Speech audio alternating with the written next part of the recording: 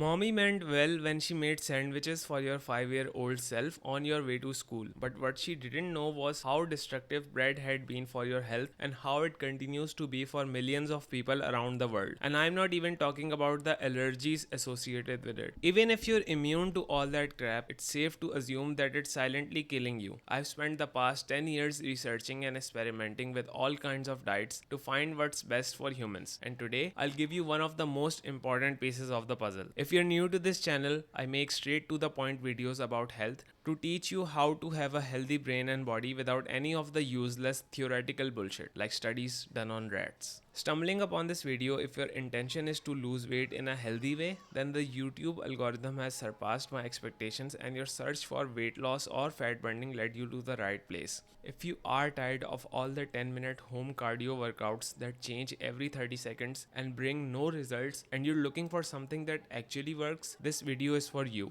There are 3 macronutrients that are necessary for human survival, namely protein, fats and carbohydrates. Everything imaginable that you can eat falls under one of these 3 categories. Today we'll be talking about carbs because bread happens to be one of the carbohydrates. Glucose is the molecule that our bodies use to make energy and it comes from carbs. There are essential fatty acids, fats, and essential amino acids, proteins, that you must consume to live and to be able to binge health videos on YouTube without actually doing anything about it. Essential precisely means something that your body cannot produce on its own. Your body cannot produce proteins and fats, which is why you have to get them from your diet. But what about essential carbohydrates then? Isn't glucose the primary ingredient that our body uses to make energy? And isn't the only way to get glucose to consume carbohydrates on a regular basis? Well, that's where things get interesting. As I said before, everything that I tell you in this video is for the use of someone who is overweight or just wants to get into shape for their best friend's wedding. If you're one of those fitness pros like Nathaniel and you're thinking, Bro, but I need carbs to fuel my workout and they are like necessary for protein synthesis and I have all these biceps and chest and just shut up. Go do something productive with your life. We know you're huge. No need to rub it in my face. I'm working on it. Back to the matter at hand. Why exactly is bread bad for you? For that, we need to understand what happens when a carb enters your body. I'm assuming that you're a total beginner and have no idea how nutrition works, so I'm going to make it as simple as possible. A carbohydrate is anything that you can put in your mouth, swallow, and get quick energy from. The quick energy is just a nicer way of saying that it raises your blood sugar levels by rapidly dissolving into the bloodstream. Some common examples of carbohydrates include rice, bread, potatoes,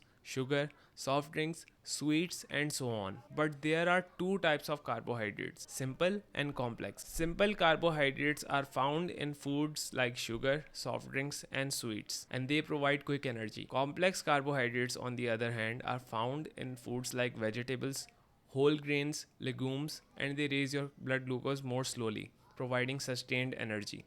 Bread is a form of simple carb because it is highly processed and it is stripped of everything that is supposed to make it complex. But don't be fooled by the quick energy that comes with simple carbs, as it is followed by a dramatic crash, due to which you feel like eating more and more and more. It's like that friends who always crashes on your couch. Convenient at first, but a real problem long term.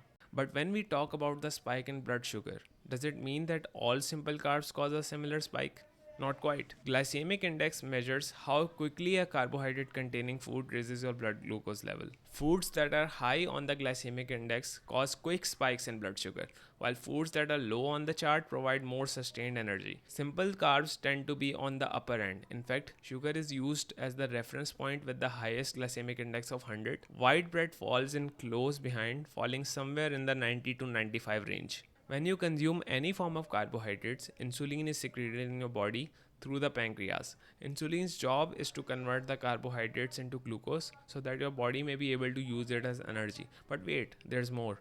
Your body is smart and it uses as much energy as required and converts the rest to, you guessed it, fat. Around 3000 years ago, when all our ancestors used Nokia phones, when food delivery apps and supermarkets did not exist, cars were difficult to come by. There were no factories to process wheat into bread, refrigerators to store fruit to make it last longer, or preservatives to increase the shelf life of foods. Back then, it made sense for our bodies to store whatever it could salvage as extra energy in the bank. The problem today is that now carbohydrates are available in abundance. Everywhere you look, you'll see carbs. In fact, carbs are so cheap that most restaurants have the highest profit margins on them, which is why they use them in almost everything that you can find. And that's not all.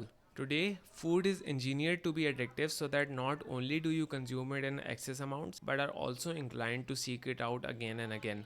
This is partly why you can't resist the dessert after a meal, whereas your great grandfather was satisfied with an almost cooked deer with no ice cream to follow, just in time to be back home to play his favorite game on his phone. Every once in a while, our ancestors did come across some fruits if they were lucky. When they ate them, their pancreas secreted insulin, which converted carbs into energy and the excess into fat. But when they no longer had access to carbs, for example, in the periods where they were sleeping or times of the day when they weren't eating because they couldn't, their insulin went down, which gave the stored fat a chance to change back into glucose, which could be used for energy. This process is called gluconeogenesis. If you are someone who has access to carbs all around and is trying to lose weight, carbs are the worst thing on the planet for you, because if you eat them, especially throughout the day in multiple meals with breakfast, lunch, dinner, and snacks in between, your body never gets a chance to stop secreting insulin and mobilizing stored fat into energy. If you significantly decrease your carb intake throughout the day and specially limit the hours during which you consume them, your insulin goes down. No more fat storage, just fat burning. While most people are aware of the dangers of sugar, which is a carbohydrate, the silent killers often slip by unnoticed in our diets. Simple carbohydrates like bread and flour can wreak havoc on our health in ways we might not realize. These seemingly innocent staples quickly break down into glucose in our bodies, causing rapid spikes in blood glucose levels. Over time, this roller coaster of highs and lows can lead to insulin resistance, weight gain, and increased risk of chronic illnesses like diabetes and heart problems. So, while you may think you're making healthier choices by cutting out sugary treats, it's essential to also pay attention to the breads, pastas, and other refined carbs that could be silently sabotaging your health goals. Reducing the amount of carbs you eat is one piece of the puzzle. The next piece is exactly when to start and when to stop eating. For that, watch the video in the card above or in the description. And thanks for watching.